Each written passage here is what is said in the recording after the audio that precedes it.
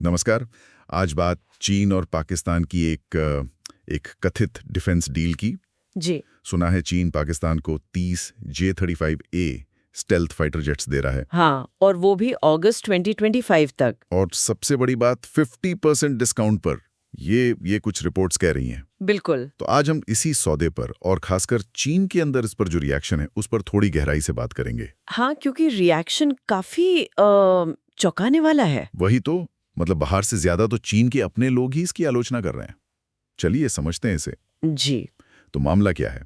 30 jets, 5वीं पीढ़ी के स्टेल्थ, आधी कीमत पर। और चीन का ये इस कैटेगरी का पहला एक्सपोर्ट होगा। हाँ, सुनने में तो लगता है कि चीन की बड़ी रणनीतिक चाल है। बिल्कुल।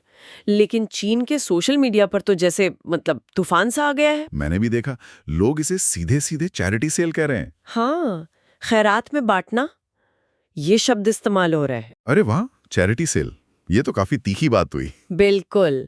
और दिलचस्प बात यह है कि गुस्सा सिर्फ राष्ट्रवाद या मिलिट्री स्ट्रैटेजी को लेकर नहीं है। अच्छा, तो फिर? असल चिंता मतलब चीन के आम नागरिकों में वो पैसे को लेकर है, अपनी जेब को लेकर। पैसे को लेकर मतलब? उनका तर्क है कि पाकिस्तान की अर्थव्यवस्था वो स्थिर नहीं है। हाँ, IMF पर निर्भरता वाली बात। जी, वही। और ऊपर से ऐसी भी खबरें हैं कि पिछले सौदों का पैसा भी, जैसे J-10C जेट्स का, वो अभी बकाया है। क्या बात कर रहे हैं?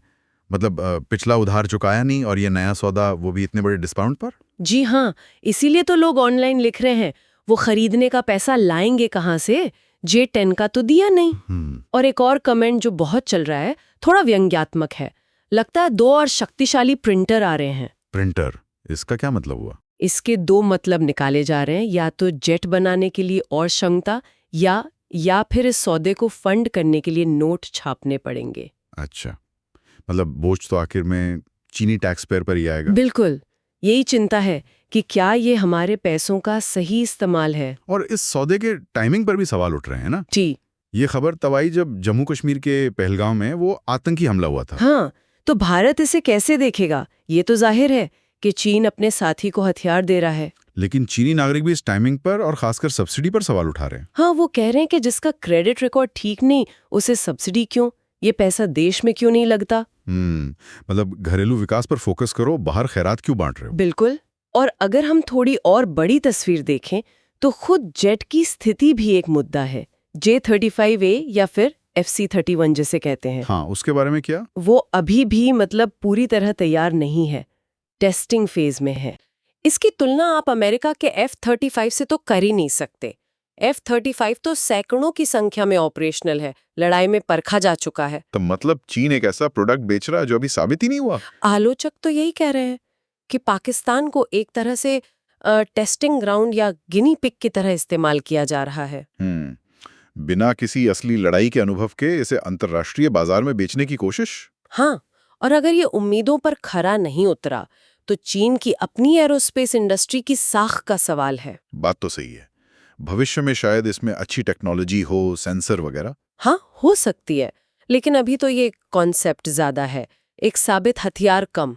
और सुनने में ये भी आया है कि पाकिस्तानी पायलट इसकी ट्रेनिंग चीन में ले रहे हैं। जी, ऐसी रिपोर्ट्स हैं, जिससे लगता है कि बात शायद आगे बढ़ चुकी है। लेकिन कमाल की बात यह है कि ऑनलाइन इतना शोर होने के बाद भी चीनी सरकार या उनका सरकारी मीडिया वो इस पर एकदम चुप है। हाँ, पूरी तरह चुप्पी। हाँ ना। ये चुप्पी क्या कहती है? क्या अंदर ही अंदर बहस चल रही है, या फैसला हो चुका है और आलोचना को बस नजरअंदाज किया जा रहा है? कहना मुश्किल है, लेकिन भारत के नजरिए से देखें तो ये सौदा, खासकर इसकी टाइमिंग और डिस्काउंट, हाँ, वो इसे जरूर क्षेत्रीय शक्ति संतुलन को बदलने की एक सोची समझी कोशिश मानेंगे। बिल्कुल।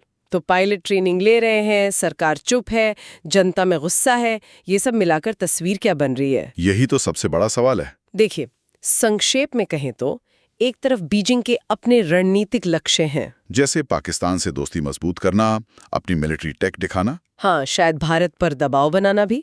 और दूसरी तरफ देश के अंदर से ही जबरदस्त विरोध है, पैसे की बर्बादी, स्ट्रेटेजिक रिस्क और एक अधूरी टेक्नोलॉजी बेचने पर। जी, ये घरेलू दबाव बनाम वैश्विक महत्वाकांक्षा का एक क्लासिक केस बनता जा रहा है। और ये सब सुनकर एक सवाल मेरे मन में भी आ रहा है, जिस पर शायद हमारे श्रोता भी सोचें। जी, कि जब देश अपनी सबसे एडवांस्ड, सबसे संवेदनशील टेक्नोलॉजी बाहर बेचते हैं, तो वो अपनी जनता की चिंताओं और अपनी वैश्विक रणनीतियों के बीच ये संतुलन कैसे बनाते हैं? खासकर तब जब सामने वाले देश की स्थिरता या भरोसे पर ही सवालिया निशान हो। ये वाकई एक बहुत जटिल सवाल है और इसके नतीजे दूर तक जा सकते हैं।